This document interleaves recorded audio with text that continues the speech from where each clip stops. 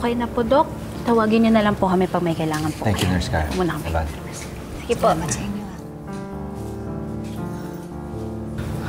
Hindi ko dapat iniwan si Ate Giselle. Baka may gawin sila sa kapatid ko. RJ, hindi naman siguro nila sasaktan si Ma'am Giselle. Eh, napakawalang iya naman nila kung papatulan nila yung babae. Wala akong tiwala doon sa Gilbert na yan. Kailangan ko na umalis dito. Kailangan kong makaharap si Morgana. Napagbigyan ko na siya sa gusto niyang gawin sa kapatid ko. Hindi na ako papayag na bastusin pa niya. RJ, dito ka na lang muna. Baka mamaya kung paano ka na naman eh. This is patient Narding, 62 years old.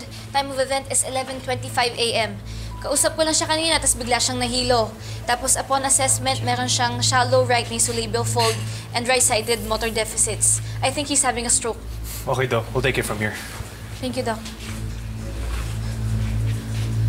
Apo? Sorry. Annalyn, ano nangyari dito? Chang? Ano Anak. nangyari? Sino ba yung pasyente na yan? Ano nangyayari? Hindi ko nga alam eh.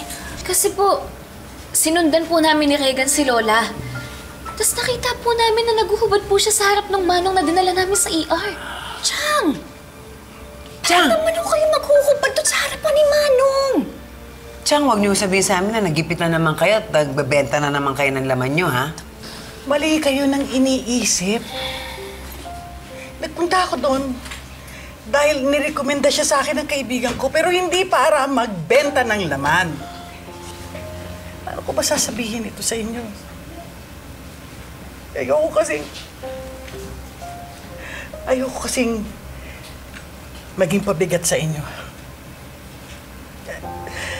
Ayoko kasing isipin nyo na